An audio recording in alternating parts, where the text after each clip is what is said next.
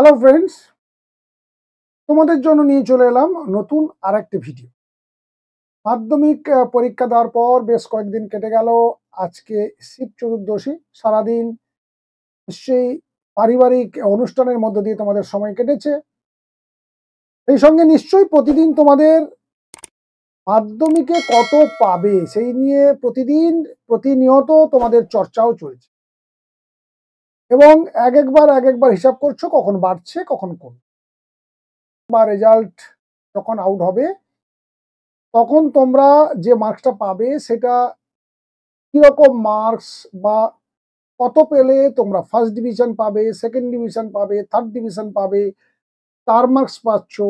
আবার কেউ কেউ হয়তো রেজাল্ট খুব একটা ভালো হবে না, তারা ভাবছো যে আমি সবগুলো বিষয় পাশ করতে পারবো কিনা। তো সব ব্যাপারগুলো নিয়ে বা সমস্ত বিষয়গুলো নিয়ে আজকে আলোচনা করব, যে কত পেলে তোমরা পাশ করে যাচ্ছ, কত পেলে তোমরা স্টার পাবে, ফার্স্ট ডিভিশন পাবে, সেকেন্ড ডিভিশন পাবে। এগুলো নিয়েই আলোচনা আজকের এই ভিডিওতে করব। সেই সঙ্গে এই চ্যানেলে আমরা নেক্সট ভিডিওগুলো আনতে চলেছি, যেগুলো তোমাদের জীবনে সিদ্ধান্ত নেওয়ার ক্ষেত্রে ভীষণ দরকার। মাধ্যমিকের পর তোমাদের একটা ভীষণ ভাবে একটা টেনশন হয়, কি নিয়ে পড়বে, আর্টস, সায়েন্স না কমার্স, কিভাবে সাবজেক্ট চয়েস করবে, কিভাবে স্ট্রিম চয়েস করবে, সেই সব নিয়ে চ্যানেলে ভিডিও আসছে। চ্যানেলে যারা নতুন তারা অবশ্যই চ্যানেলটিকে সাবস্ক্রাইব করে নেবে আর পাশে থাকা বেল আইকনে ক্লিক করবে। আর যারা অলরেডি আমাদের সাবস্ক্রাইবার তারা বন্ধু বান্ধব ভাই বোনদের কাছে ভিডিওটি শেয়ার করতে।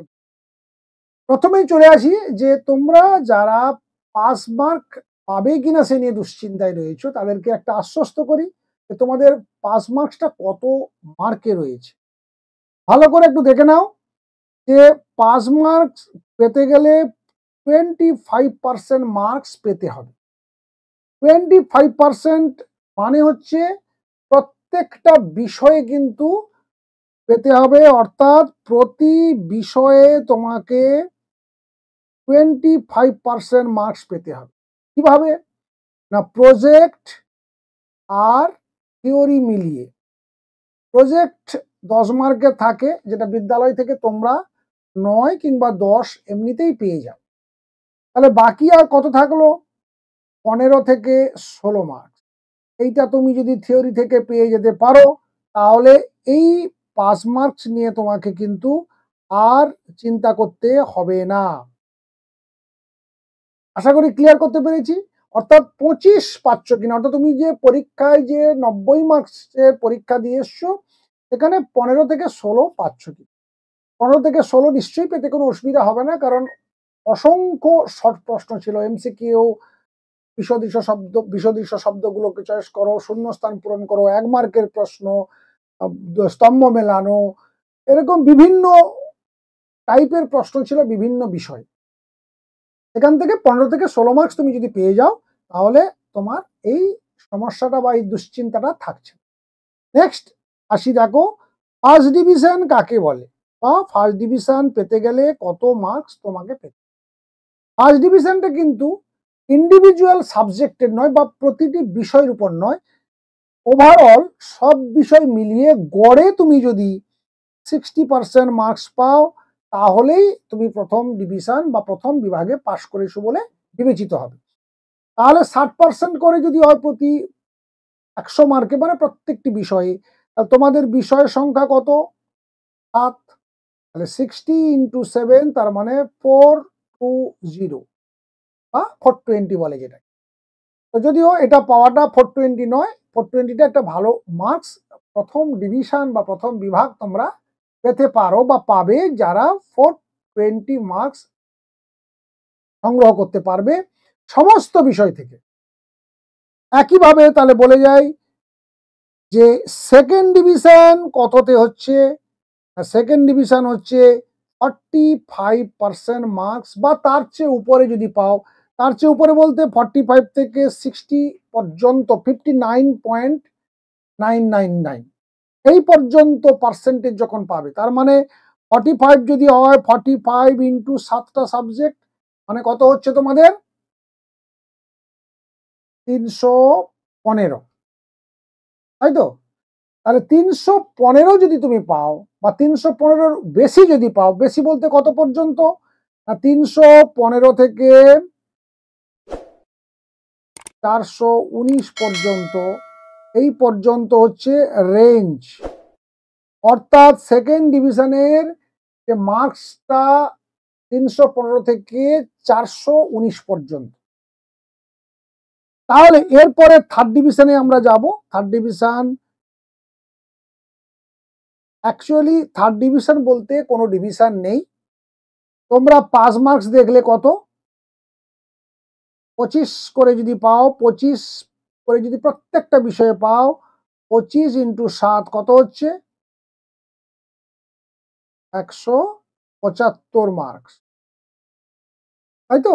এই 175 থেকে 315 অর্থাৎ 175-এর পর থেকে 314 পর্যন্ত যদি পাও, অর্থাৎ সব বিষয় কিন্তু পাস করতে হবে, অর্থাৎ 25% করে পেতে হবে। 314 পর্যন্ত যদি তোমার মার্কস থাকে তাহলে সেটাকে থার্ড ডিভিশন বলা হচ্ছে, বা পি ডিভিশন যেটাকে বলা হয় এটাকে বলা হচ্ছে থার্ড ডিভিশন। অর্থাৎ তুমি পাস করে যাচ্ছ, থার্ড ডিভিশন বলে আলাদা কোনো ডিভিশন নেই। এখন প্রশ্ন হচ্ছে যে প্রতিটি বিষয়ে 25 করে যদি তুমি পাও তাহলে তুমি পাস করলে, কিন্তু দেখা গেল তুমি সব বিষয়ে 25-এর বেশি পেয়েছো এবং কোনো কোনো বিষয়ে অনেকটা ভালো মার্কস পেয়েছো, 40, 50, 60 পেয়েছো, কিন্তু কোনো একটা বিষয়ে তুমি 23 পেয়ে গেছো। এই 23 পেয়ে যাওয়ার জন্য যে বিষয়টিতে তুমি 23 পেয়ে গেলে সেটাতে কিন্তু তোমার কম্পার্টমেন্টাল হয়ে গেল, নেক্সট ইয়ারে তোমাকে কিন্তু পরীক্ষা দিতে হবে। অর্থাৎ তুমি পাস বলে কিন্তু বিবেচিত হলে না। মার্কশিট আসবে, সেখানে দেখবে এইটা কম্পার্টমেন্টাল লেখা থাকবে, এই যে সাবজেক্টটিতে তুমি কম পেয়ে গেলে 25-এর, সেইটা তোমাকে নেক্সট ইয়ারে পরীক্ষা দিতে হবে। ওটাতে তুমি 25-এর বেশি পেলে তখন আবার একটা মার্কশিট আসবে, সেই মার্কশিটটা তোমাদের পাস বলে ডিক্লেয়ার করবে এবং সেই মার্কশিটটাই তোমাদেরকে নেক্সট 11-এ ভর্তির সময় জমা দিতে হবে। তাহলে আশা করি ক্লিয়ার করতে পেরেছি। এইবারে যেটা বাকি থাকলো সেটা হচ্ছে স্টার মার্ক, আর একটা হচ্ছে লেটার মার্ক। প্রথমেই তোমাদের জানিয়ে রাখি যে স্টার মার্কস যেটা, সেটা হচ্ছে 75% ওভারঅল সমস্ত বিষয় তুমি যদি পাও, অর্থাৎ 75 ইন্টু 7টা সাবজেক্ট, তার মানে 525 মার্ক। 525 বা তার থেকে যদি বেশি পাও তখন সেইটা স্টার মার্কস বলে বিবেচিত হবে বা তুমি স্টার পেয়েছো বলে বলা হবে। আর লেটার মার্কসটা কিন্তু কোনো টোটাল সাবজেক্টের উপর নয়, এটা প্রতিটি বিষয়ের উপরে নির্ধারিত হয়। কোনো বিষয়ে তুমি যদি 80 মার্কসের বেশি পেয়ে থাকো তাহলে তোমাকে সেই সাবজেক্টে তুমি লেটার পেয়েছো বলে ধরা হবে বা নির্ধারিত হবে। তুমি যতগুলো বিষয়ে 80 মার্কের বেশি পাবে ততগুলো বিষয় তুমি লেটার মার্ক পাচ্ছ। আর স্টার মার্ক কিন্তু 75 অ্যাবাভ যদি হয়ে যায়, অর্থাৎ 525-এর অ্যাবাভ যদি হয়ে যায় তাহলে তুমি স্টার মার্কস পেয়ে। তাহলে স্টার আর লেটারে নিশ্চয়ই পার্কটা বুঝতে পেরেছো। স্টারটা হচ্ছে টোটাল মার্কসের উপরে, আর লেটার হচ্ছে প্রতিটি বিষয়ের উপরে। প্রতিটি বিষয়ে কটা বিষয়ে তুমি লেটার পেয়েছো। আশা করি ক্লিয়ার হয়ে গেছো।